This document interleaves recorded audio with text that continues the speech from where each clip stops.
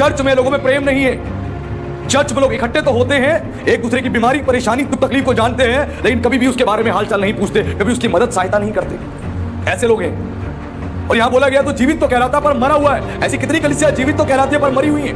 आज लोग किन पास्टरों को, किन मिनिस्ट्रीज को ज्यादा फॉलो करते हैं? उनको जिनके बहुत बड़े बड़े चर्चिस हैं उनको, और जो छोटे छोटे चर्चिस हैं उनको बिल्कुल भी रिस्पॉन्स नहीं देते वो लोग। क्यों?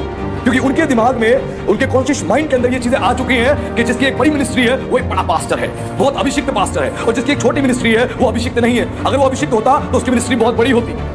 ऐसे नापते और ऐसे तोलते हैं। और वचन में बोला गया है, आत्मा जिसे चाहता है उसे वरदान देता है, और जिसको जो आत्मा का प्रकाश दिया गया है उससे परमेश्वर वैसी ही सेवा चाहता है। जरूरी नहीं है कि हर पास्टर की मिनिस्ट्री बहुत बड़ी हो, जरूरी नहीं है कि सबको बड़ी मिनिस्ट्री मिलेगी, और जरूरी नहीं है कि सबको छोटी ही मिनिस्ट्री मिलेगी। प्रभु ने जिसके लिए जो काम निर्धारित किया है उसको वो वैसे ही काम देता है, वैसे ही सेवा देता है। किसी को छोटी कलीसिया दे रखी है और किसी को बड़ी कलीसिया।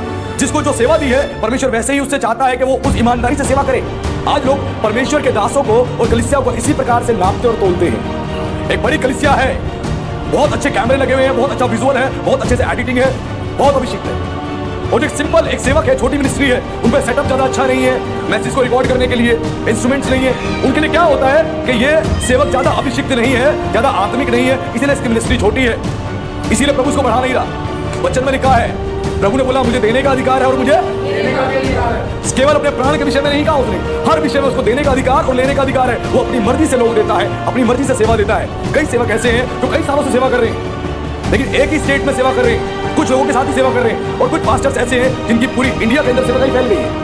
वो बहुत बाद में आए, उनकी सेवा पूरी इंडिया में फैल गई, पूरे वर्ल्ड में फैल गई। जैसे प्रभु ने उदाहरण दिया कि प्रभु ने एक व्यक्ति ने खेत में लोगों को मजदूरी पर लगाया, एक को सुबह लगाया, उसको मजदूरी ठहरा दी, और एक को दोपहर बाद लगाया, उसको भी उसकी इच्छा से बात करके मजदूरी ठहरा दी। अब शाम को जब वो मालिक मजदूरी देने लगा, सुबह वाले को जो मजदूरी दी, उसने जब देखा कि शाम वाले को, दोपहर के बाद वाले को भी मजदूरी वही दी है मेरे बराबर, तो वो जलन से मर गया।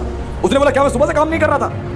तो तूने तो मुझे कम दिया, इसको तू ज्यादा दे रहा है, मेरे बराबर तूने कर दिया। तो यीशु ने क्या बोला, क्या मैंने तुझसे पहले ही निर्णय नहीं कर लिया था? तुझसे पहले ही बराबर की बात नहीं कर ली थी कि तू कितना लेगा?